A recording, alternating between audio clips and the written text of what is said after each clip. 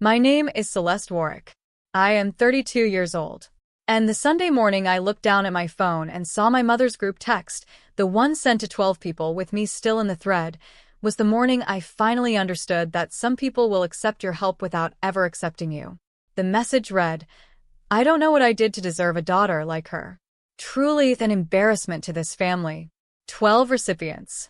My Aunt Phyllis. My Aunt Rochelle. 3 of my mother's longtime friends. My cousin Darren. My cousin Simone. For more names I recognized as people who had known me since childhood, who had watched me grow up, who had sat at my mother's kitchen table and eaten food I had helped cook for them. I was number 13 in the thread. She had forgotten I was still in it. I set my phone face down on the kitchen counter. I turned toward the stove. I filled the kettle, set it to boil, and measured out coffee grounds into the pour-over filter. I did this slowly and with attention, the way you do a task when you are using it to hold yourself in place. When the kettle came to temperature, I poured in a slow, deliberate circle. I watched the bloom. I did not reply to the message. I did not call anyone who was in that thread. I did not call my mother. What none of them knew, what my mother had never once considered, was that the car she drove to church that morning, the one she had mentioned to her friends just 2 weeks prior when bragging about its new feature package, had been financed in a payment structure I had been maintaining, quietly and without acknowledgement, for the past 5 years. I finished my coffee. Then I opened my banking app. Let me tell you about my mother, and let me be honest about her because honesty is the only thing that makes this story worth telling. My mother, Vivian Warwick, is 58 years old. She was born the third of 4 children in a family where demonstrative love was rationed and status was performed. Her mother, my grandmother Opal, ran the household with a precise attention to how things appeared to people outside it. Feelings were managed. Appearances were maintained. Children who succeeded visibly were celebrated, and children who struggled quietly were a source of private anxiety that expressed itself publicly as criticism. My mother grew up inside that system, and she absorbed it without ever naming it, the way you absorb a climate. She married my father, Gerald, when she was 24. He worked in municipal water management for 21 years before an early retirement at 53 that left him, by his own account, content. He is a gentle man who prefers peace over resolution and who has spent the better part of his marriage serving as a buffer between my mother and anything she might be asked to examine about herself. He is not a bad person. He is a person who chose comfort over clarity so many times that the choice calcified into character. I am their only child. I want to say that plainly because the dynamic that developed in our household was one that makes more intuitive sense in families with multiple children, where favoritism has an obvious shape, where comparison has a referent, but it can exist just as clearly in a family of 3. When there is only one child, the comparison still happens. It just happens against an imagined standard that the parent carries in her head, invisible and always shifting. The imagined version of a daughter my mother had constructed was warmer than me, more openly affectionate, more interested in the social rituals my mother valued, church attendance, family gatherings organized around appearance, the correct performance of gratitude. I was not that daughter. I was quieter. I was more internal. I had, from a fairly young age, a practical orientation toward problems that my mother read as coldness and that I understood, once I was old enough to have language for it, as simply the way my mind worked. I had been a good student, not an exceptional one. I had gone to a state university on a partial scholarship, studied healthcare administration, and graduated with a 3.71 GPA and no debt because I had worked 22 hours a week throughout and managed my expenses with a precision that my roommates found slightly unsettling.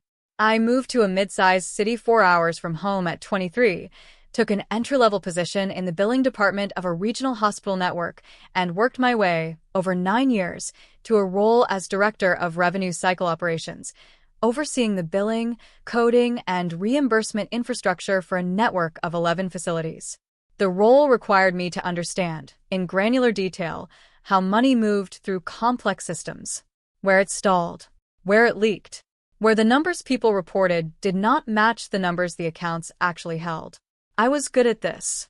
I had a reputation, among the people I worked with, for finding the discrepancy before anyone else had registered that something was off. I am telling you this because it matters to what comes later. The skill I used every day at work, reading the gap between what was presented and what was actually true, was the same skill that, on a Sunday morning over a pour-over coffee, I turned on my own family. The car payment started in the spring of the year my mother turned 53. My parents had always managed their finances conservatively, which is a generous framing of what was actually a combination of my father's modest municipal pension, my mother's part-time bookkeeping work for a local property management firm, and a consistent pattern of spending slightly more than they acknowledged. They owned their house. They had no significant debt. But their savings were thin, and their margin for any unexpected expense was thinner. The car my mother was driving at the time, a 7-year-old sedan with 94,000 miles on it, had developed a transmission problem that the mechanic quoted at more than the vehicle's market value. My father called me on a Thursday evening and explained the situation in the way he explained most things, with a careful neutrality that was designed to make it easy for me to say yes. He mentioned that my mother had found a certified pre-owned vehicle at a dealership nearby. He mentioned that the monthly payment, with their down payment applied, would be $387. He did not ask me directly. He described the situation and then he paused. I said, "I can help with the monthly payment." He said, "That would take some pressure off." I set up an automatic transfer of $387 to my parents' joint account on the 14th of every month. I did this through my bank's bill pay system, labeled in my own records as auto support, and I did not discuss it with my mother directly. The arrangement was between me and my father, which in retrospect was part of the problem, because it meant my mother had a version of events in which the car payment was simply something that got handled, without a clear accounting of who was handling it. Over the following 5 years, I made 60 payments of $387. Total, $23,220. My mother drove that car to church, to her book club, to my Aunt Phyllis's house for monthly dinners, to the grocery store, to the nail salon she visited every 3 weeks. She mentioned the car in conversations the way people mention things they have earned. Once, on a call in the second year of the arrangement, she told me she had gotten a compliment on it from a woman at church and had told the woman it was practically new. She did not mention how it was financed. She did not mention me. I noted that. I did not say anything. There was a structural reason my mother operated this way, and I want to give it to her, because I believe it's true even though it does not excuse anything. My mother had grown up in a household where receiving help was freighted with obligation, and where acknowledging help publicly meant acknowledging weakness. Opal, my grandmother, had made gifts feel like debts and debts feel like failures, and my mother had absorbed that architecture without examining it. She could accept my help as long as she did not name it, because naming it would have required her to hold two things simultaneously, that she needed something and that I was the one providing it. The first part was tolerable. The second part disturbed something in her that she had never found the language to address. This is not a defense. It is an explanation. There is a difference. In the months before the Sunday morning group text, several things had happened that I want to lay out in order because they form the shape of what came later. In February, I had declined to attend my Aunt Phyllis's birthday gathering. Phyllis's birthday gatherings were large, loud, and organized around a specific social dynamic that I had found exhausting since childhood. A lot of public storytelling in which the women in my family performed closeness for an audience of each other. I had attended for years out of a sense of obligation that had gradually revealed itself to me, through a process I can only describe as slow accumulation, as a sense of obligation that produced nothing in return. I called my mother, explained I had a work commitment that weekend, and said I would send Phyllis a card and a gift. My mother said, "You always have a reason." I said, "I'll call Phyllis directly." She said, "That's not the same as being there." I said I understood. I sent Phyllis a thoughtful gift and a handwritten card. Phyllis called me to say thank you. My mother did not mention it again. In March, I had asked my mother a direct question on a Sunday call, something I had been building toward for a while, which was whether she felt that the distance between us was something she wanted to address. I asked it carefully. I had thought about how to ask it for several weeks. I asked because I had come to understand that continuing to have a version of a relationship without naming the gap in it was a choice, and I wanted to know if she wanted to make a different choice. She said, "I don't know what you're talking about." I call you every Sunday. I said, I know you do. That's not what I mean. She said, you've always been like this. You make everything complicated. I let that sit. Then I said, okay, Mom. And we talked about something else. In April, I had driven the 4 hours home for my father's 62nd birthday. It was a small dinner, my parents, my Aunt Rochelle and her husband, and me. My mother had organized the evening, cooked the food, set the table. At the end of dinner, Rochelle said something about how nice it was that the family had shown up, and my mother said, well, Gerald only has so many people who actually care about making the effort. She looked at Rochelle when she said it. She did not look at me. I drove home the following morning.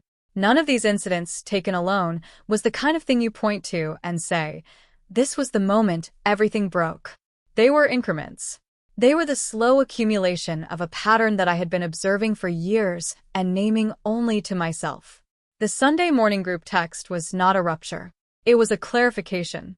It was the moment the gap between what my mother presented, a woman who called every Sunday, who made birthday dinners, who managed the family, and what she actually thought, became visible in a form I could screenshot. I spent Sunday quietly. After the coffee, I took a long walk, an hour, through my neighborhood, without my phone. When I came back, I sat at my desk and opened my bank's transfer history.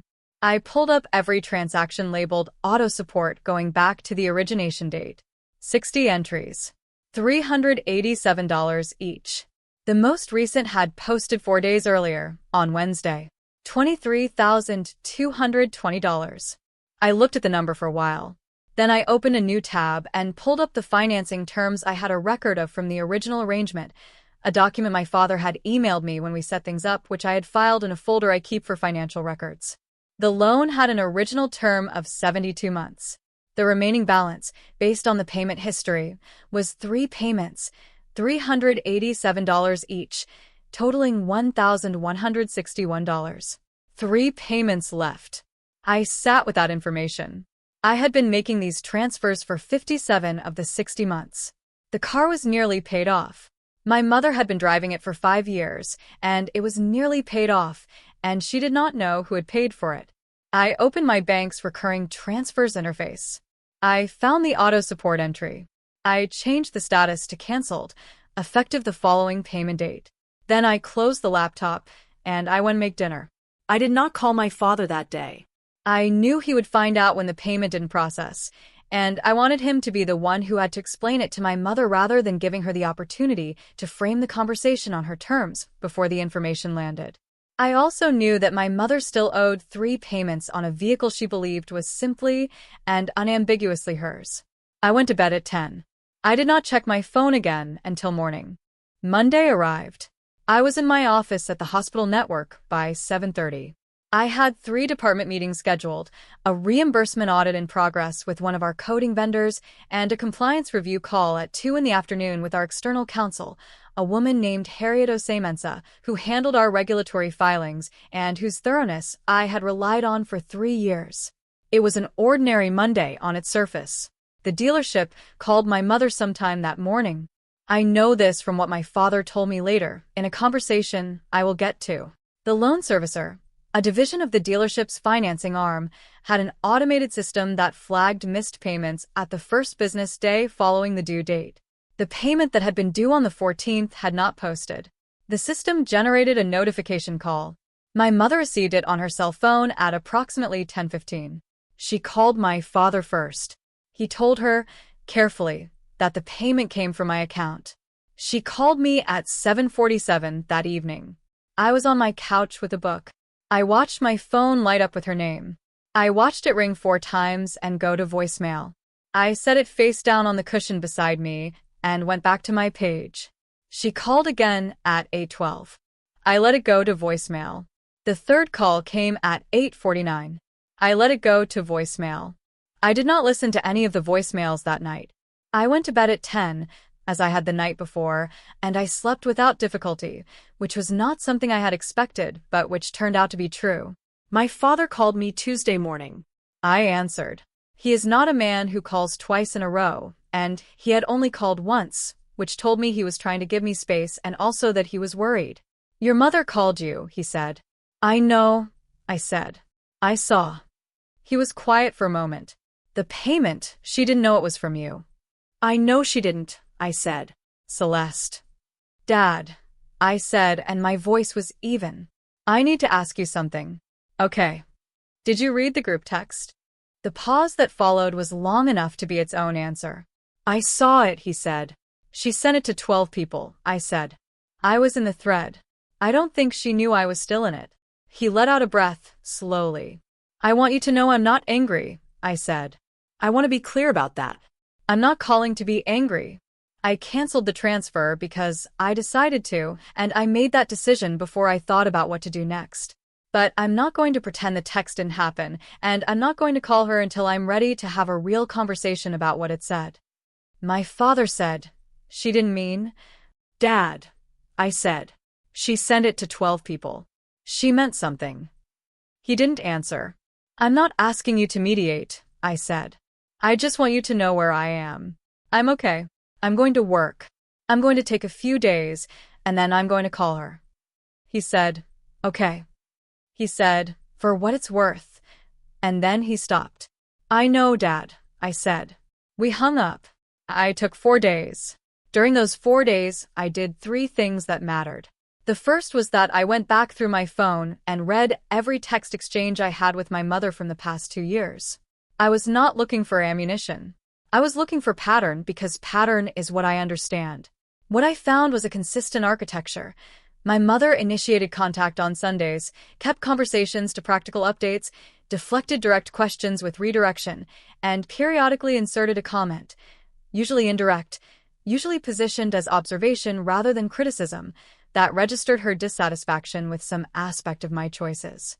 My distance, my scheduling, my failure to perform the specific kind of closeness she valued.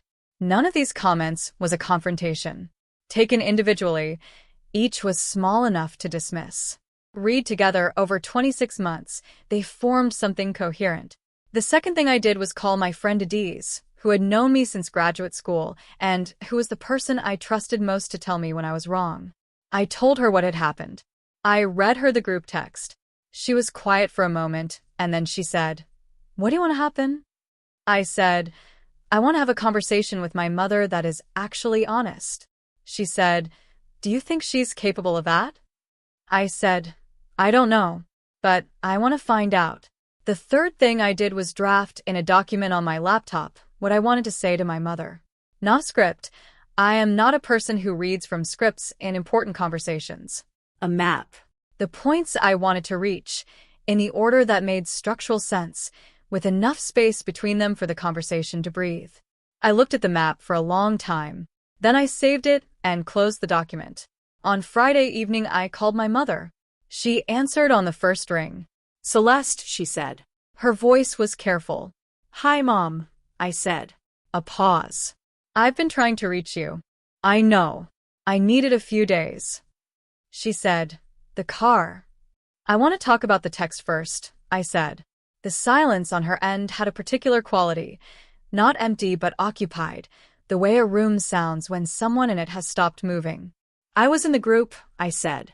"I saw it. All 12 recipients, and then me. I didn't know you were still." "I know you didn't," I said. "That's part of what I want to talk about." I heard her shift, a sound, maybe a chair, maybe just her weight adjusting. "Mom, I've been transferring $387 a month to your and Dad's account since the spring of 2019. 60 payments. That's $23,220. That money paid for the car. All but the last 3 payments."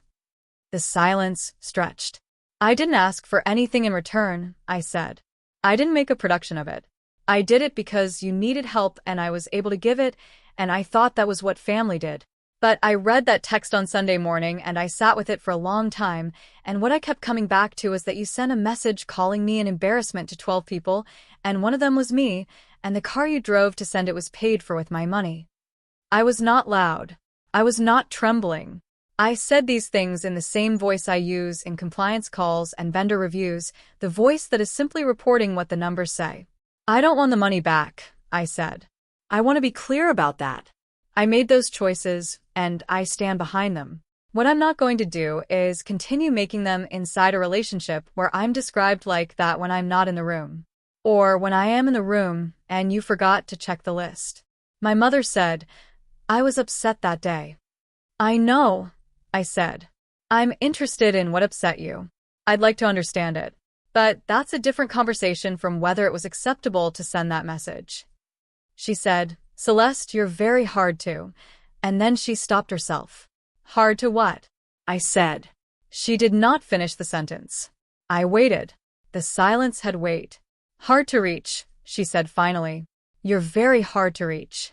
I sat with that. It was the most honest thing she had said to me in a long time, possibly because she had not meant to say it. I know, I said. I think we should talk about that. Not tonight. But I think that's the actual conversation. She said, the car payment. I'm going to pay the last 3 months, I said. I've been paying for 5 years. I'm not going to let it get repossessed over $1,161. But after that, the account goes back to what it was before I set up the transfer. She said, I didn't know it was you. I know you didn't, Mom, I said. That's what I need you to think about. I want to tell you what the conversation with my mother did not include, because the things that weren't said are as much a part of the story as the things that were. She did not apologize for the group text that night. Not directly, not in the way that uses the word and means it. She said I was upset and she said, I didn't mean for you to see it, which are explanations, not apologies. I noted the difference and I chose not to make a point of it because I had gotten what I had actually called for, which was the chance to say, plainly and without drama, what the situation was, what I had paid, what I had seen, what I was not going to continue. The apology came 11 days later, on a Sunday call, and it was brief, and it was careful, and it was the kind of apology that a person gives when they have had nearly 2 weeks to sit with something, and have decided that saying the word costs less than continuing to not say it.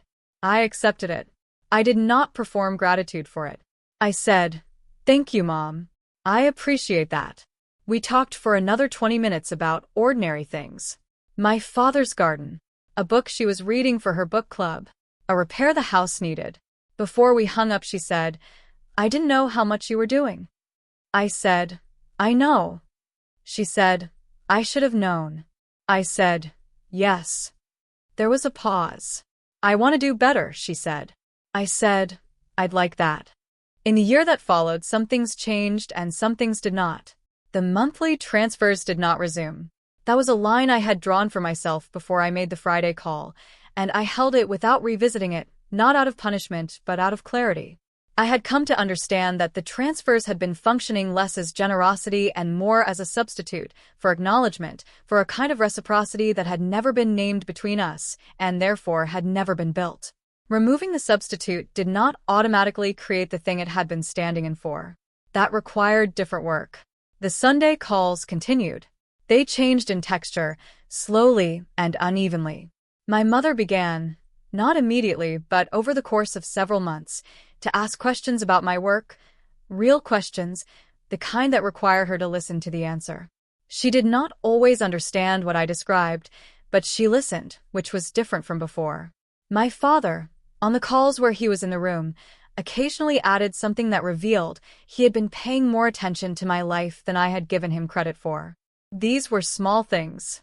I did not require them to be large. Adiz came to visit in the fall, and we had dinner with my parents when they drove up for a long weekend, the first time my parents had made the drive to my city in 3 years. My mother brought food she had cooked and packed into containers, which is her specific language for effort, the most reliable form her care takes. We ate at my dining table, and my father told a story from before I was born that I had never heard, and my mother laughed at the end of it in a way that made her look briefly like someone younger. I watched her, and I thought about the woman my grandmother Opal had made her, and I thought about what it costs to carry a pattern for 58 years and not have language for it. I did not say any of this out loud. I passed the bread. The last 3 car payments went through as I said they would. $387 each, on the 14th of the month, for the final 3 months of the loan term.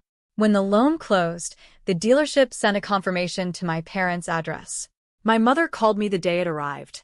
The car's paid off, she said. I know, I said. I want you to know, she started, and then she stopped, in the way she sometimes stopped when something cost her more than she had budgeted for. I'm glad it was you. I said, Me too, Mom. She said, I'm going to get the oil changed this week. Your father keeps telling me I'm overdue. I said, Listen to Dad. She laughed. It was a small laugh, not a performance. I had not heard her laugh like that with me in a long time. I think about the Sunday morning with the pour-over coffee more than I think about any of the conversations that followed, because the conversations all depended on something that happened in that first hour, when I did not reply and did not call and did not react. What I did instead was make the coffee carefully, and then, when I had finished it, look at the numbers. The numbers were mine. The account was mine. The decision about what to do with it was mine, completely, and that had always been true even when I was behaving as if it weren't. Even when I was sending transfers without documentation, without acknowledgement, without any accounting of what I was building or what I expected in return. The morning the group text arrived, the most important thing I did was not the canceled transfer. It was the hour before, when I made coffee and let myself look clearly at what the situation actually was, rather than the version of it I had been carrying. That is the thing about hidden support. It is not hidden from the person giving it. It is hidden from the person receiving it, which means the giver has information the receiver doesn't, and information is not nothing. What I had was a record. 60 entries. $23,220. A pattern that was as legible as any audit I had run at work, once I chose to read it the way I read everything else. Clearly, without sentiment, and with patience for what the numbers were actually saying rather than what I wished they said. What they said was, You have been funding a story that doesn't include you. And now you have a choice about whether to keep funding it. I made the coffee. I looked at the numbers. I made the choice. The most useful thing I was ever told about difficult relationships, told by Harriet Osei-Mensah, my outside counsel, in a completely different context, during a compliance review about contractual obligations, was this: what is not documented does not exist in the way you think it does. She meant it about vendor contracts. I have thought about it almost every day since. What you carry invisibly, others receive as ambient. Name it, not as a weapon, not as an invoice, and the whole structure of the relationship has to reorganize around the fact that you exist in it. That was what I did on a Friday phone call after 4 days of thinking. I named what I had carried. Not to collect a debt. To exist clearly in the relationship. Some of what came back was worth having. Some of it is still being decided. Both of those outcomes are ones I can live with. I will leave you with this. What is carried silently is received as given freely until the silence ends and the ledger becomes visible. The ledger was never a weapon. It was just the truth, waiting for the right moment to be read out loud. If you have ever kept a record in your own head of what you have given and what you have gotten, not out of resentment but out of the basic human need to understand what a relationship actually is, you already know the moment I am describing. The moment the numbers stopped being private. The question is never whether to stop carrying something that was never acknowledged. The question is what you want to build in the space where it used to be. Here is what I want to ask you, and I want it to be specific. On the Friday evening, I called my mother. 4 days after the group text, 3 missed calls later, with the canceled transfer already processed and 60 months of payment history on my screen, there was a moment in the conversation when she said, "You're very hard to reach," and then stopped herself. If you had been on my end of that call, what would you have said next? Leave it in the comments. I read every one. If this story sat with you, if something in it felt familiar, subscribe. I put up a new story every week, and every one of them is for the person who did the math on something that was never supposed to be counted. I'll see you in the next one.